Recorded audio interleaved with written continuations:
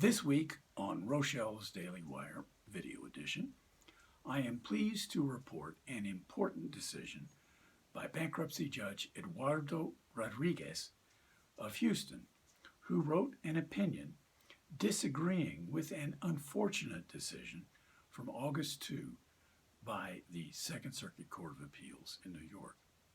Both of these cases dealt with Bankruptcy Rule 3002.1, which was made part of the bankruptcy rules to alleviate what was really some terrible results that were happening in Chapter 13 cases. Here is the background.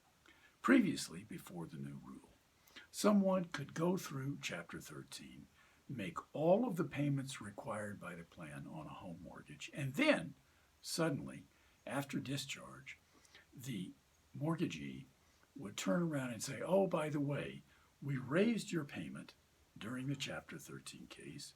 You're now in default, and guess what? We're going to foreclose your home.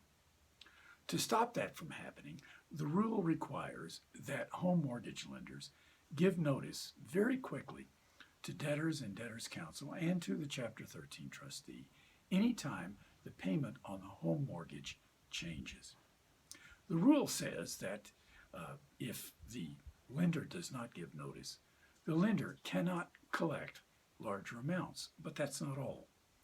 The rule also says that in appropriate cases, the court may give other relief, including attorney's fees. Well, that's what happened in New York. A home mortgage lender egregiously violated the rule, and the bankruptcy judge slapped the lender with major sanctions, monetarily speaking.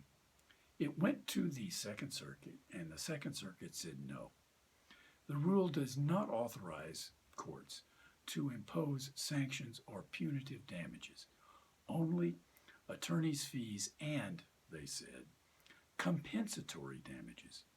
But let's face it, compensatory damages are going to be virtually non-existent, and therefore there will be no sanction available to a bankruptcy court under the Second Circuit decision to be sure that lenders do what they're supposed to do.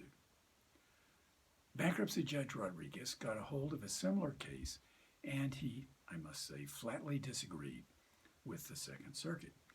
He went through the Second Circuit's decision point by point and arrived at the conclusion that yes, indeed, the bankruptcy court does have power under the rule to impose sanctions and, if necessary in a proper case, punitive damages.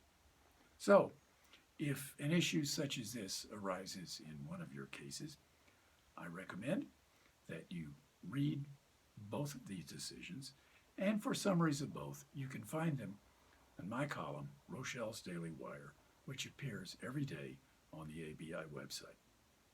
As you might have guessed, I am Bill Rochelle, ABI's editor-at-large.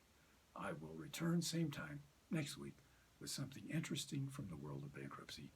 Until then, be well, stay safe, good day.